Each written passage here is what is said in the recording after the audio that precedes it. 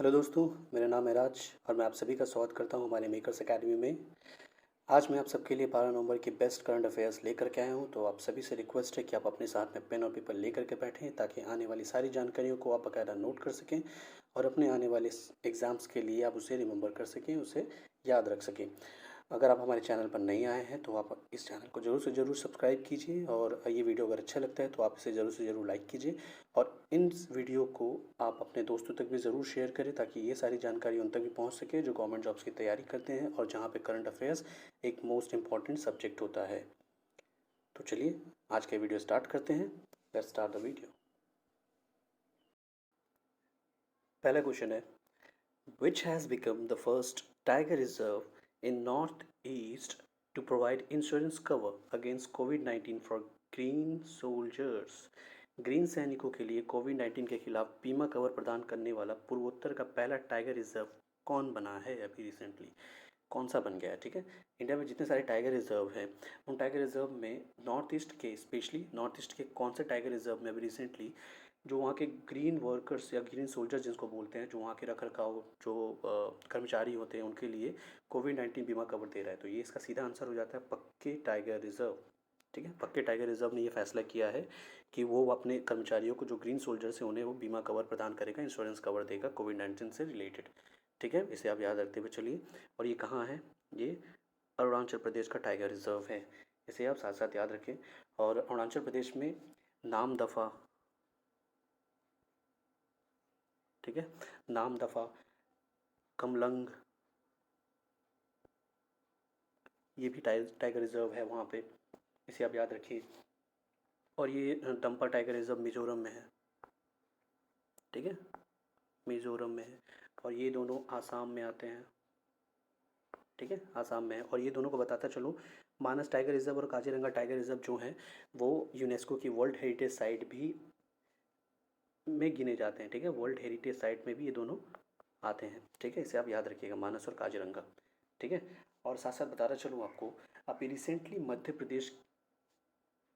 प्रदेश में एक tiger reserve, सबसे नया टाइगर रिजर्व बना है जिसका नाम रखा गया है रत्तापानी। रत्तापानी, तो ये बहुत इंपॉर्टेंट हो जाता है आपके लिए। ठीक है, रत्तापानी अभी नया टाइगर रिजर्व बना है मध्य प्रदेश में। और ये देखा जाए तो टाइगर रिजर्व कैसे बोला जाता है किसी को भी, अगर इसके बारे में अगर आपको जानना है तो मैं बता दूं कि अगर कोई भी नेशनल पार्क अगर इंडिया के टाइगर प्रोजेक्ट के अंदर आ जाता है, टाइगर प्रोजेक्ट के अंदर अगर आ जाता है तो उसे हम लोग टाइगर रिजर्व भी कहते हैं। तो इसे आप याद रखिएगा, उसे टाइगर रिजर्व भी कहते हैं। ठीक है, आशा करते हो समझ में आया होगा। और एक बताता चलूँ, मध्य प्रदेश में एक मसगवा, ठीक है, मसगवा एक जगह है जहाँ पे क्या होता है, जहाँ पे डायमंड की माइनिंग होती है। ठीक है, डायमंड की माइनिंग होती है, जहाँ से डायमंड वगैरह ज़मीन को खुदाई करके निकाला जाता है। ठीक है, इसे आप याद रखिएगा, मस्कवा, बहुत इंपॉर्टेंट है ये। और छत्तीसगढ़ में भी अभी रिसेंटली एक नया टाइगर रिजर्व बना है, छत्तीसगढ़ का पहला। ठीक है, छत्तीसगढ़ का पहला टाइगर रिजर्व कौन सा है? गुरु घासीदास, गुरु घासीदास। ठीक है, टाइगर रिजर्व ये रिसेंटली भी बना है। ये बहुत ही इंपॉर्टेंट हो सकता है आपके एग्जाम पॉइंट ऑफ व्यू से, इसे आप नोट करते हुए चलिए। ठीक है, और एक न्यूज़ था, और एक टाइगर रिजर्व न्यूज़ में था जिसमें जिम कॉर्बेट, जो इंडिया का सबसे पुराना टाइगर रिजर्व है और नेशनल पार्क है। ठीक है, gym gym Corbett tiger reserve जो है वो इंडिया का पहला ऐसा टाइगर रिजर्व बन गया है जहाँ पर वुमेन्स को, ठीक है, एज अ वुमेन्स को वहाँ पे नेचर गार्ड, ठीक है, अब वुमेन्स की अपॉइंटमेंट की जा रही है as a nature guard Jim Corbett national park या जिम कॉर्बेट टाइगर रिजर्व में। ठीक है, तो पहली बार ऐसा हो रहा है कि किसी टाइगर रिजर्व या फिर किसी नेशनल पार्क में वुमेन्स का अपॉइंटमेंट होने जा रहा है। ठीक है, तो इसे आप याद रखिएगा, ये है जिम कॉर्बेट नेशनल पार्क या जिम कॉर्बेट टाइगर रिजर्व। ठीक है, आशा करते हैं आपको समझ में आया होगा। चलते हैं हमारे नेक्स्ट क्वेश्चन की तरफ। नेक्स्ट क्वेश्चन है, Marylebone cricket club MCC foundation के नए संरक्षक के रूप में किसे नियुक्त किया गया है? Who has been appointed as a new patron of Marylebone cricket club MCC foundation. अब ये पैट्रन का मतलब क्या होता है? पैट्रन का मतलब होता है नॉर्मली जो उसके जो भी जो फाइनेंशियली रिलेटेड जो भी काम होते हैं वो ये देखेंगे। ये जो महाशय हैं, ठीक है, इनका नाम है माइकल होल्डिंग, ठीक है।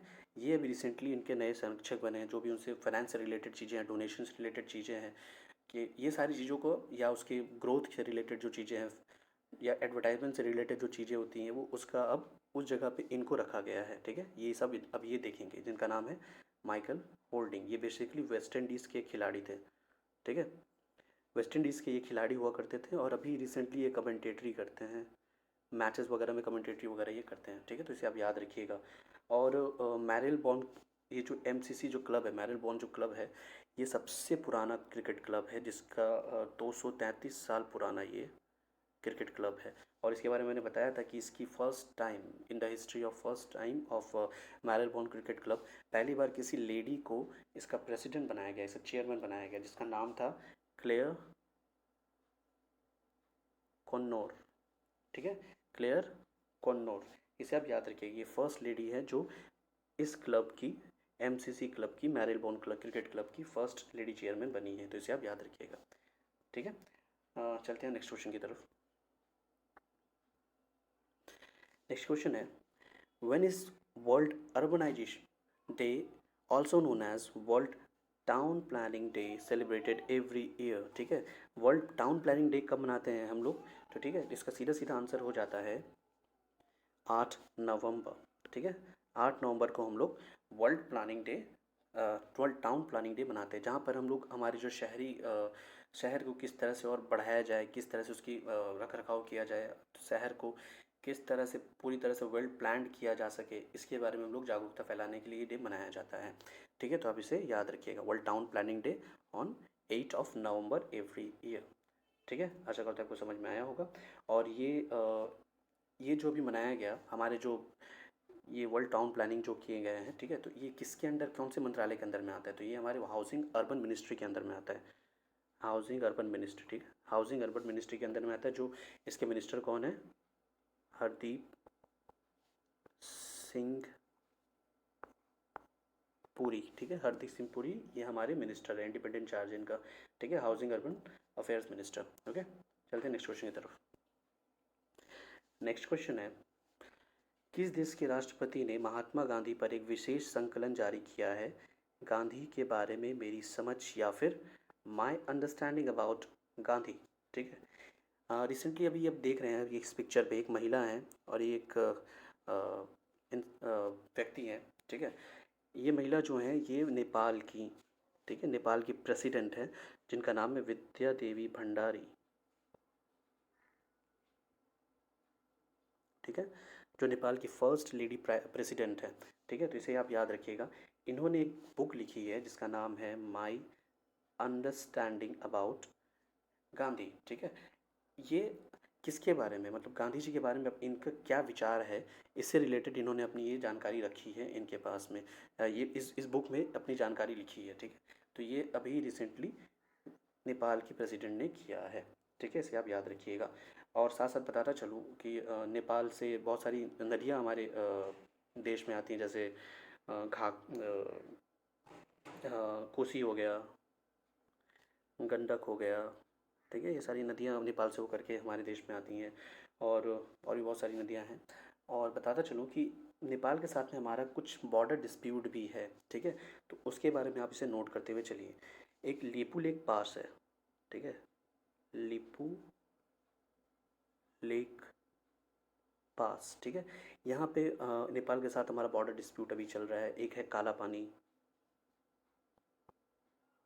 ठीक है, काला पानी। उसके बाद है लिम्पी धुरा, लिम्पी धुरा। इन सब जगहों पर हमारा नेपाल के साथ में बॉर्डर डिस्प्यूट अभी भी चल रहा है। तो इसे आप याद करते हुए चलिए, इस आपके एग्जाम्स के क्वेश्चन बन सकते हैं। इसमें इंपॉर्टेंट है आपका लिपू लेक पास, लिपू लेक पास, ठीक है। ये क्यों इंपॉर्टेंट बन जाता है? एक्चुअली ये पड़ता है पिथौरागढ़ डिस्ट्रिक्ट, ठीक है, जो नेपाल में है, ठीक है।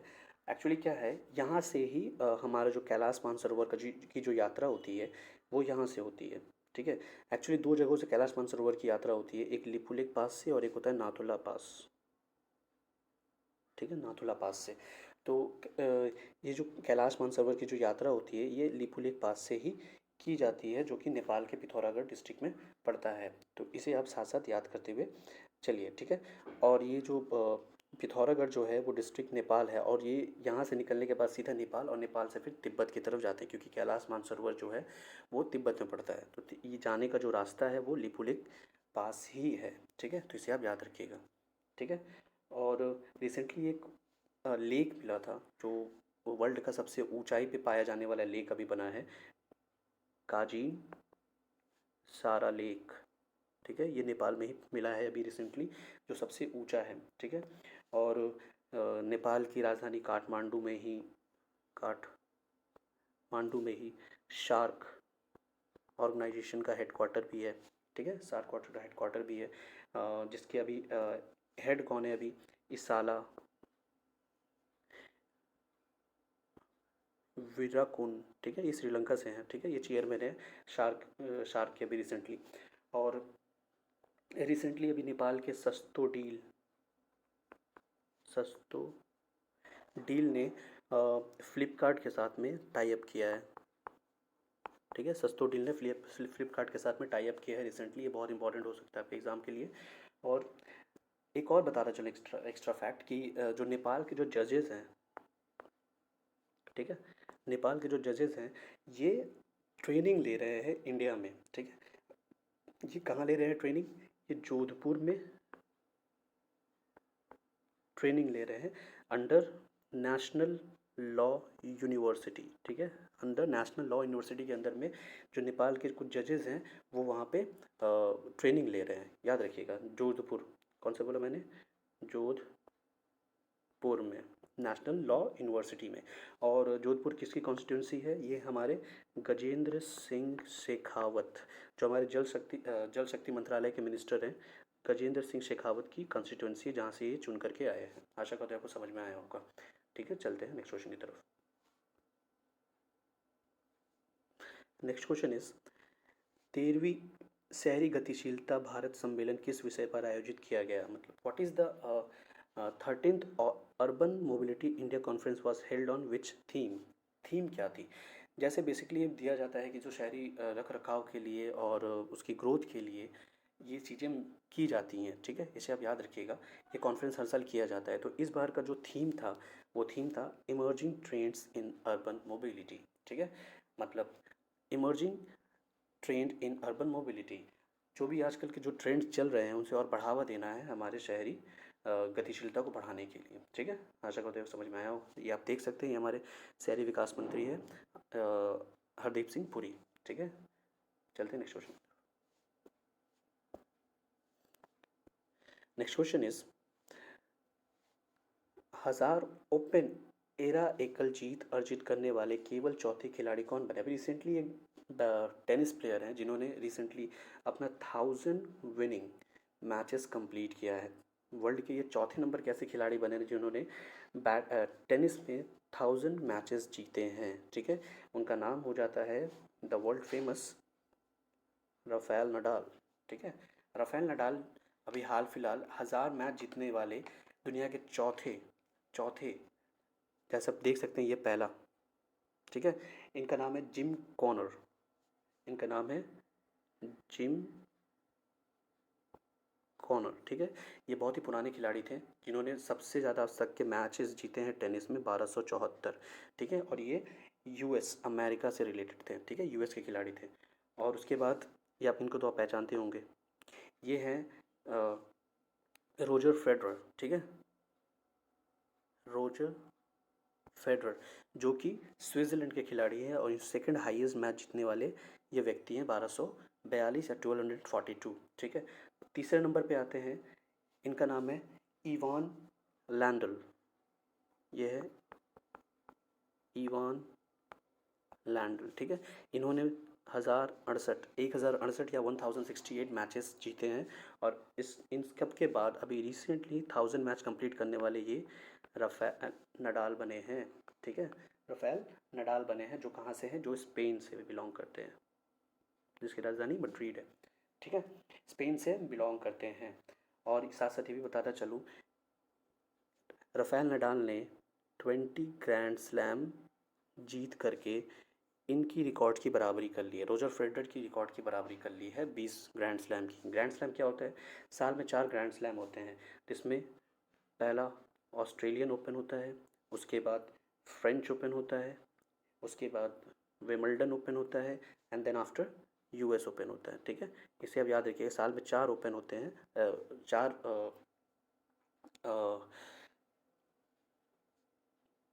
ओपन्स होते हैं। ठीक है, जिसको जीतने वाले ये सब हैं, और जो 20 टाइम्स जीतने वाले जो हैं वो अभी रिसेंटली राफेल नडाल बने, जिन्होंने रोजर फेडरर की बराबरी की है। आशा करते हैं आपको समझ में आया होगा। ठीक है, चलते हैं नेक्स्ट क्वेश्चन की तरफ। ठीक है, इसका सीधा आंसर हो जाता है राफेल नडाल।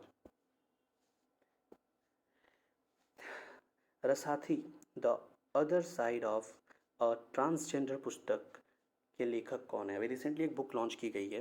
ठीक है, जो आप देख सकते हैं यहाँ पे, रसाथी the other side of a transgender, transgender के ऊपर में अभी रिसेंटली एक बुक लॉन्च की गई है। इसके लेखक के बारे में पूछा जा रहा है, तो इसके लेखक अभी रिसेंटली हैं शशिधरन कालिनकील। ठीक है, ये इसके लेखक हैं। तो ये बहुत इंपॉर्टेंट हो जा सकता है आपके एग्ज़ाम्स के ज़रिए, क्योंकि अभी बहुत ज़्यादा ये सब न्यूज़ में रहे हैं। अभी रिसेंटली एक मेट्रो स्टेशन भी था जो इनको डेडिकेटेड था, जो था नोएडा मेट्रो स्टेशन। ठीक है, नोएडा मेट्रो स्टेशन पूरा ट्रांसजेंडर्स को ही डेडिकेट किया गया है रिसेंटली।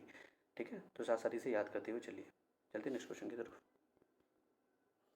नेक्स्ट क्वेश्चन है, अभी हाल ही में MFCG brand Priya gold has appointed home it's brand ambassador. अभी प्रिया गोल्ड ने रिसेंटली किसे अपना ब्रांड एम्बेसडर बनाया है? ठीक है, तो आप ये देख सकते हैं यहाँ पे कियारा आडवाणी को। ठीक है, रिसेंटली कियारा आडवाणी को प्रिया गोल्ड ने अपना ब्रांड एम्बेसडर बनाया है, तो इसे बहुत इंपॉर्टेंट आप इसे याद करते हुए चलिएगा। ठीक है, और भी बहुत सारी चीज़ें हैं उसे आप जैसे ब्रांड एम्बेसडर में याद रख सकते हैं आप। सोनू सूद को एसर इंडिया ने सोनू सूद को अपना ब्रांड एम्बेसडर बनाया है। ठीक है, देन स्पोर्ट्स अड्डा। ठीक है, एक स्पोर्ट्स अड्डा है। ठीक है, जिसके ब्रांड एम्बेसडर कौन बने हैं? ऑस्ट्रेलियन गेंदबाज ब्रेटली। ठीक है, और युवराज सिंह को आकाश एजुकेशनल सर्विस सेंटर का सर्विस लिमिटेड का बनाया गया है, युवराज सिंह को। ठीक है, ये सब सारी चीज़ें आप याद करते हुए चलिए। अभी रिसेंटली कृति सेनन को, ठीक है, कृति सेनन को बाटा ने अपना ब्रांड एम्बेसडर बनाया है, और कृति सेनन वर्लपूल की भी ब्रांड एम्बेसडर है। ठीक है, वर्लपूल। तो ये सारी चीज़ें आप याद करते हुए चलिए, चलते हैं नेक्स्ट क्वेश्चन की तरफ।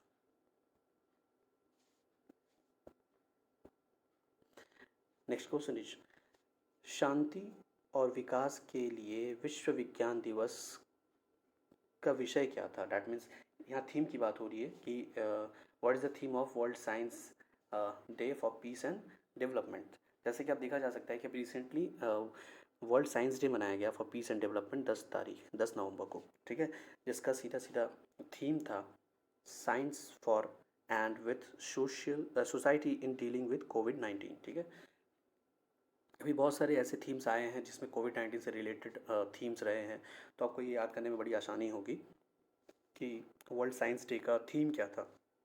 तो science for and with society in dealing with कोविड-19। ठीक है, जो 10 तारीख को मनाया गया। चलते हैं नेक्स्ट क्वेश्चन की तरफ। नेक्स्ट क्वेश्चन है, which general insurance company has launched a campaign cancer sends no notification.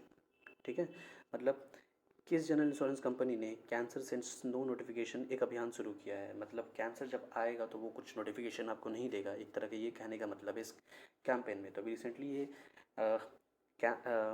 भारतीय अक्सा, ठीक है, भारतीय अक्सा, जैसा आप यहाँ देख रहे हैं, भारतीय अक्सा ने ये लॉन्च किया है।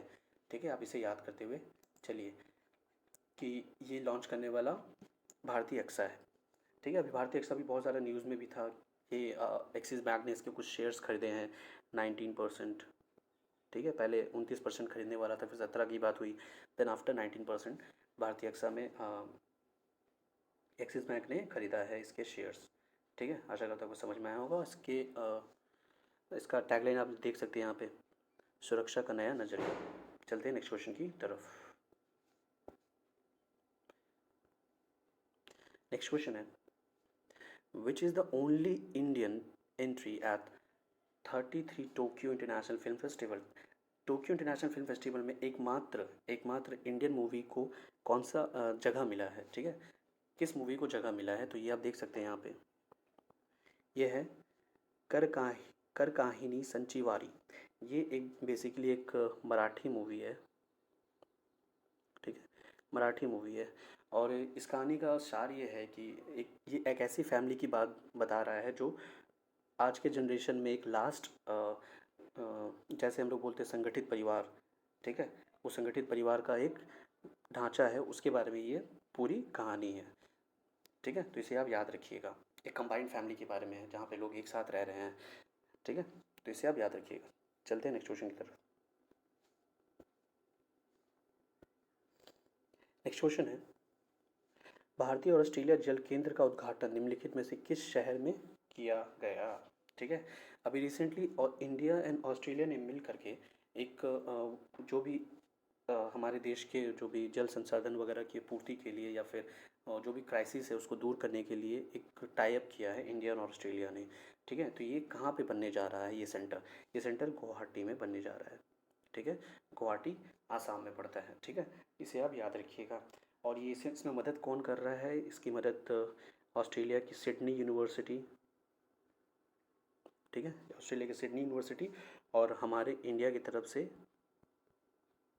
आईआईटी गुवाहाटी, ठीक है, आईआईटी गुवाहाटी और सिडनी यूनिवर्सिटी ने मिल करके ये टाई अप किया है और गुवाहाटी में ये वाटर सेंटर बनने जा रहा है, ठीक है। आशा करता हूँ को समझ में आया होगा। और रिसेंटली और बताता चलूँ, ऑस्ट्रेलिया ने भी रिसेंटली मैथ्यू हेडन, ठीक है, Matthew Hayden and Lisa Singh, ठीक है, Matthew Hayden and Lisa Singh को रिसेंटली अपना इंडिया के लिए ट्रेड इनवॉय, ठीक है, ट्रेड इनवॉय बनाया है। अब ये ट्रेड इनवॉय क्या होता है, मतलब ऑस्ट्रेलिया की तरफ से इंडिया का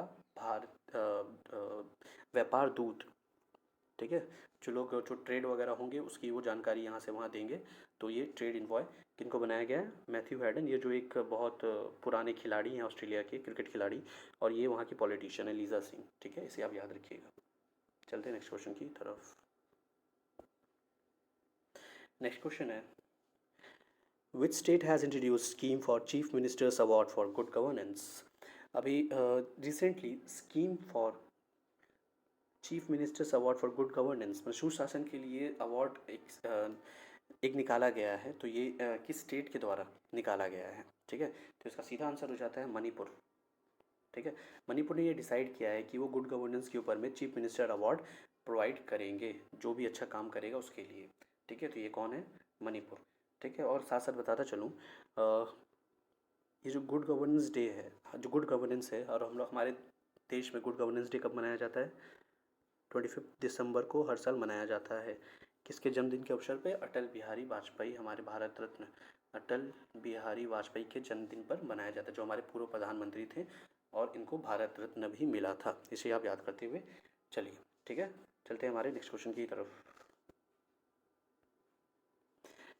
नेक्स्ट क्वेश्चन है, अभी हाल ही में एक रिपोर्ट आई है, ठीक है, बॉडी मास इंडेक्स, ठीक है, और ये पब्लिश कौन करता है, लेंसेंट, ठीक है। लेंसेंट ने भी एक रिपोर्ट पब्लिश किया है जिसका नाम है बॉडी मास इंडेक्स। इसमें भारत की रैंक क्या है, इसमें भारत की रैंक है 196, 196, ठीक है। इसमें बेसिकली बताया जाता है कि एक जो भी हमारे देश के या फिर बाकी देश के या वर्ल्ड के जो युवा हैं या फिर जो लोग हैं उनकी वेट के हिसाब से उनकी हाइट क्या है, ठीक है, एवरेज हाइट एंड कितने लोग लंबे या कितने जो फिट हैं या उनकी बॉडी का वेट क्या है, इन सब चीज़ों के ऊपर में ये इंडेक्स निकाला गया है। तो ठीक है, तो इसमें से पता चलता है कि हमारा देश जो है वो 196 में है, ठीक है, जो बहुत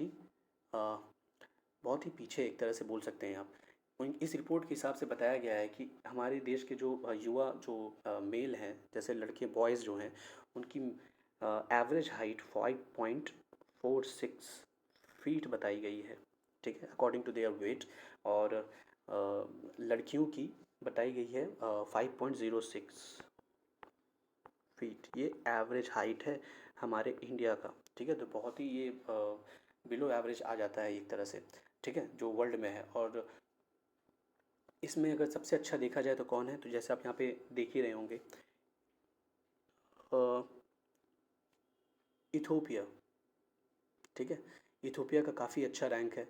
और उसके बाद देख सकते हैं Niger, then DR Congo, then Senegal, इन सब ने बहुत ही अच्छा काम किया। इन सब का अच्छा इस रैंक है इनका बॉडी मास इंडेक्स में, ठीक है। इसे आप याद रखते हुए चलिए। और ये लैंसेंट जो है, ये एक तरह का एक वीकली मेडिकल जर्नल है, ठीक है, जो हर साल निकलता है या हमेशा निकलता रहता है, जिसके द्वारा ये हर साल एक अपना एक इंडेक्स निकालते हैं, जिसके थ्रू ये अपना व्यू रखते हैं कि किस देश में लोगों की हेल्थ वाइज उनका हाइट क्या है, उनका वेट क्या है, उनका एवरेज, ये सब सारे निकालते हैं, ठीक है। इसे आप याद रखते हुए चलिए। उसका आंसर है 196, ठीक है। चलते हैं नेक्स्ट क्वेश्चन की तरफ। नेक्स्ट क्वेश्चन इज, किस देश ने एससीओ काउंसिल ऑफ स्टेट्स 2020 के 20वें शिखर सम्मेलन की अध्यक्षता की है? रिसेंटली अभी एससीओ सम्मेलन हुआ, ठीक है।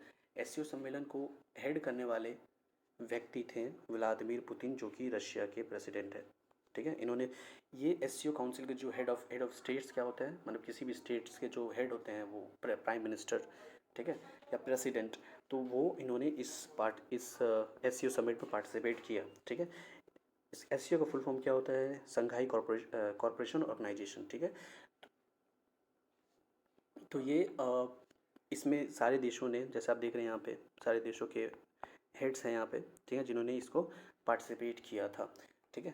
तो इसे आप याद रखते हुए चलिए, इसको हेड किसने किया था? रशिया में। और नेक्स्ट टाइम इसे हेड कौन करने जा रहा है? तो ताजिकिस्तान इसको नेक्स्ट टाइम 2021 में ताजिकिस्तान इसको हेड करेगा। तो इसे आप याद करते हुए चलिए। अगर आपके बारे में थोड़ा एक्स्ट्रा जानकारी और दे दूँ कि संघाई एससीओ में, ठीक है, एससीओ में कौन कौन से देश आते हैं, तो इसमें इंडिया है,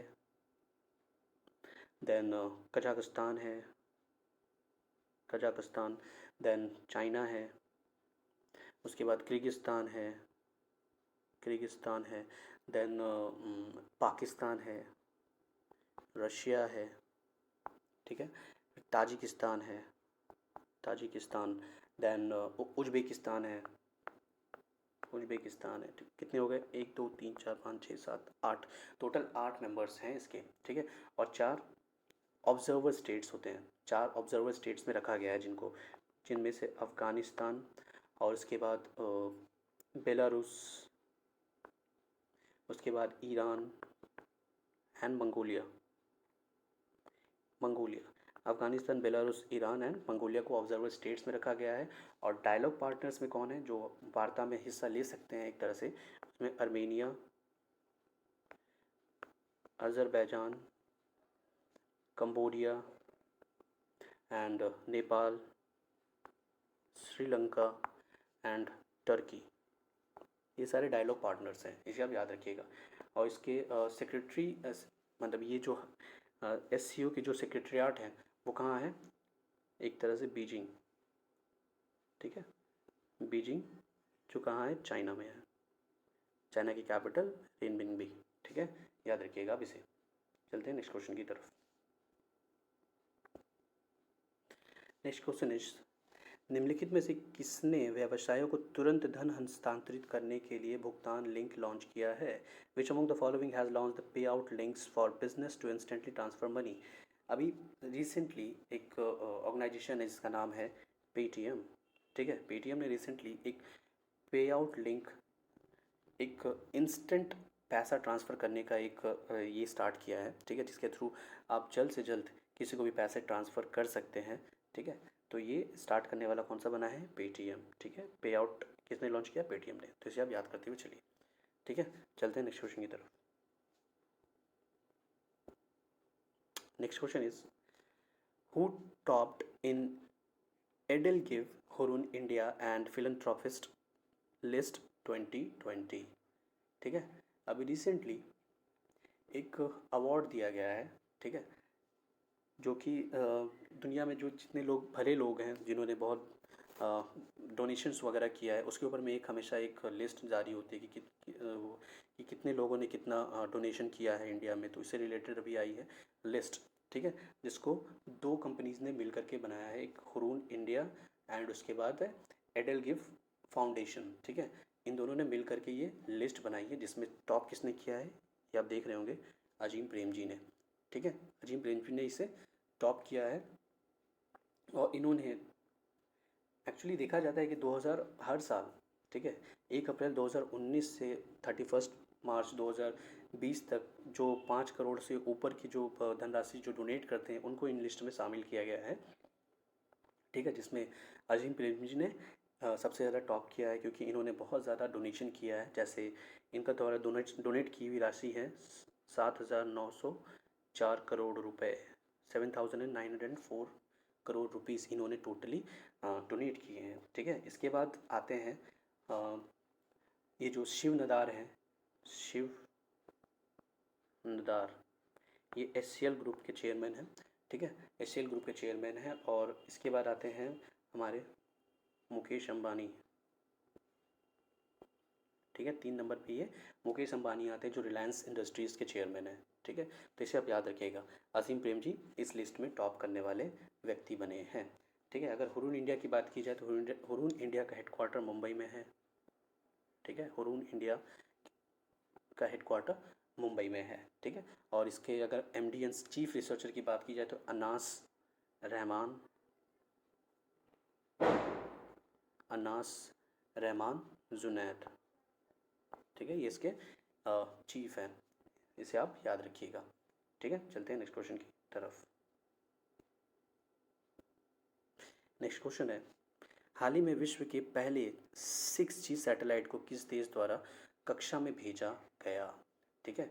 ये बहुत इंपॉर्टेंट हो सकता है आपके एग्जाम पॉइंट ऑफ व्यू, कहीं ना कहीं आपको एग्जाम में दिखेगा कि अभी हाल ही में 6G सैटेलाइट लॉन्च करने वाला कौन सा देश बना है, तो ये इसका आंसर है चाइना, ठीक है।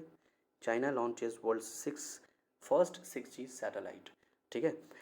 चाइना ने अभी रिसेंटली ऑर्बिट में 6G सैटेलाइट लॉन्च किया है, ठीक है।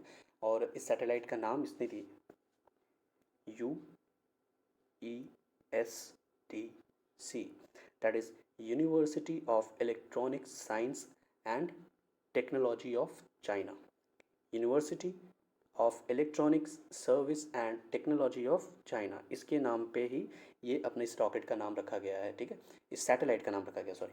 तो UESTC सैटेलाइट के द्वारा इसने अपना 6G जो है सैटेलाइट उसने लॉन्च किया है, ठीक है। और इसका दूसरा नाम भी रखा गया है स्टार एरा 12, ठीक है, स्टार एरा 12, इसे आप याद रखिएगा, ठीक है। आशा करते हैं आपको समझ में आया होगा। और चाइना के बारे में बता दूं, चाइना के प्रेसिडेंट कौन है, शी जिनपिंग,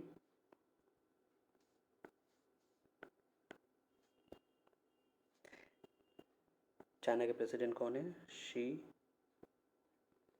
जिनपिंग, जो बहुत ही ज़्यादा न्यूज़ में रहते हैं। और इसकी करेंसी क्या है, रेनबिनबी, और उसकी कैपिटल बीजिंग, ठीक है। इसे आप याद रखते हुए चलिए, चलते हैं नेक्स्ट क्वेश्चन की तरफ।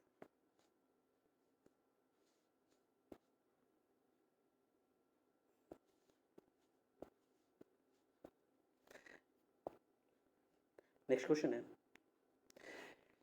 प्रिंस खलीफा बिन सलमान अल खलीफा किस देश के विश्व के सबसे लंबे समय तक प्रधानमंत्री रहे, हाल ही में 84 में इनका निधन हो गया, मतलब ये 84 साल की उम्र में इनका भी रिसेंटली निधन हो गया।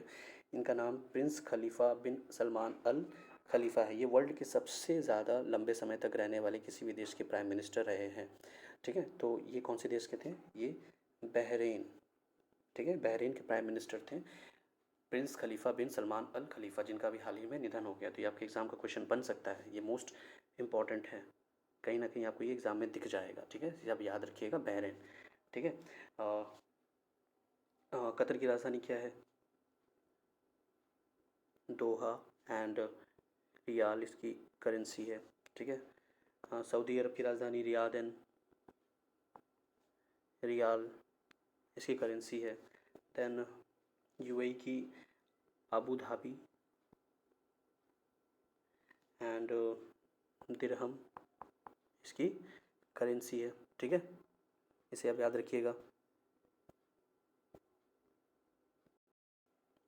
एंड उसके बाद बहरीन की राजधानी है मनामा, एंड इसकी करेंसी है दिनार। इसे आप याद करते हुए चलिए, ठीक है। चलते हैं नेक्स्ट क्वेश्चन की तरफ। और बताता चलूँ, कतर ने रिसेंटली ओपेक को, ऑयल प्रोड्यूसिंग एक्सपोर्ट कंट्रीज़ को रिसेंटली छोड़ दिया है। और ओपेक के साथ में और कौन था? इक्वाडोर, ठीक है, इसने भी छोड़ा है अभी ओपेक को कतर के साथ में, ठीक है, याद रखिएगा इसे। चलते हैं नेक्स्ट क्वेश्चन की तरफ।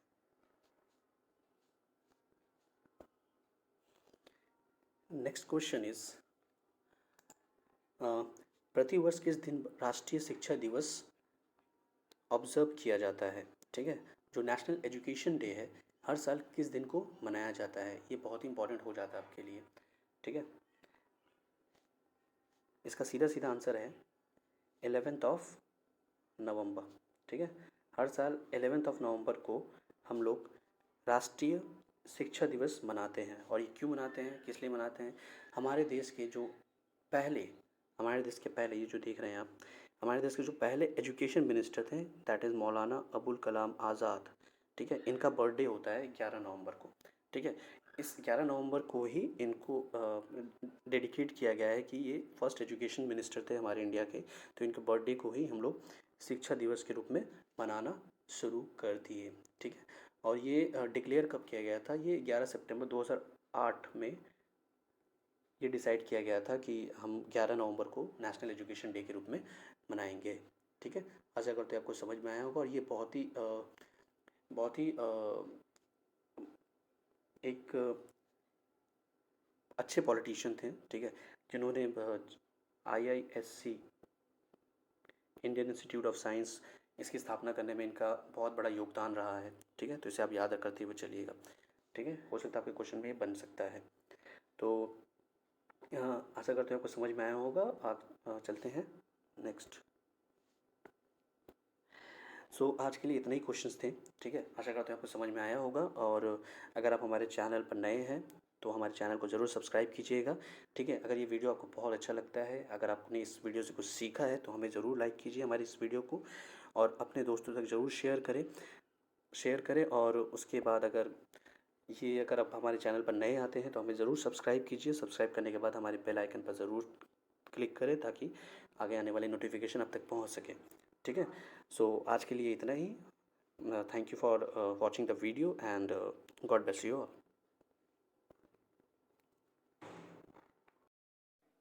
हेलो दोस्तों, मेरा नाम है राज और मैं आप सभी का स्वागत करता हूं हमारे मेकर्स एकेडमी में। आज मैं आप सबके लिए 12 नवंबर की बेस्ट करंट अफेयर्स लेकर के आया हूं। तो आप सभी से रिक्वेस्ट है कि आप अपने साथ में पेन और पेपर लेकर के बैठें ताकि आने वाली सारी जानकारियों को आप बाकायदा नोट कर सकें और अपने आने वाले एग्ज़ाम्स के लिए आप उसे रिमेंबर कर सकें, उसे याद रख सकें। अगर आप हमारे चैनल पर नहीं आए हैं तो आप इस चैनल को ज़रूर से ज़रूर सब्सक्राइब कीजिए। और ये वीडियो अगर अच्छा लगता है तो आप इसे ज़रूर से ज़रूर लाइक कीजिए। और इन वीडियो को आप अपने दोस्तों तक भी ज़रूर शेयर करें ताकि ये सारी जानकारी उन तक भी पहुंच सके जो गवर्नमेंट जॉब्स की तैयारी करते हैं और जहां पे करंट अफेयर्स एक मोस्ट इम्पॉर्टेंट सब्जेक्ट होता है। तो चलिए आज का वीडियो स्टार्ट करते हैं। Let's start the video.